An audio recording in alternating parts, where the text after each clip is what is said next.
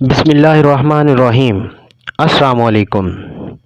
جہانگیر ترین کا اپنے بیٹے کے ہمراہ لندن جانے کا معاملہ، رہنما تحریک انصاف نے بیان جاری کر دیا ہے۔ ٹویٹر پر پیغام جاری کرتے ہوئے جہانگیر ترین کا کہنا تھا کہ میں لندن میڈیکل چیک اپ کے لیے جا رہا ہوں، انشاءاللہ صحت یابی کے بعد واپس آ جاؤں گا۔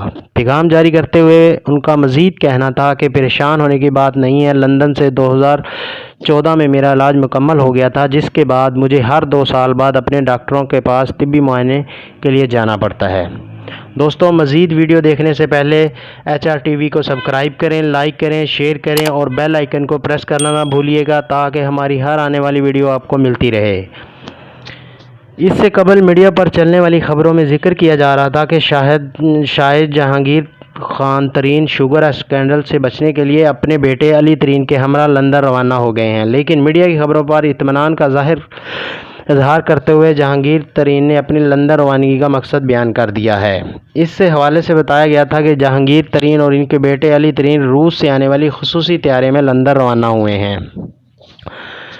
مزید بتایا گیا ہے کہ جہانگیر ترین اور علی ترین کا انٹرنیشنل روانگی لاؤنج میں کورونا میڈیکل چیک اپ کیا گیا، جس کے بعد دونوں روس سے آنے والے خصوصی طیارے میں لندن روانہ ہو گئے ہیں۔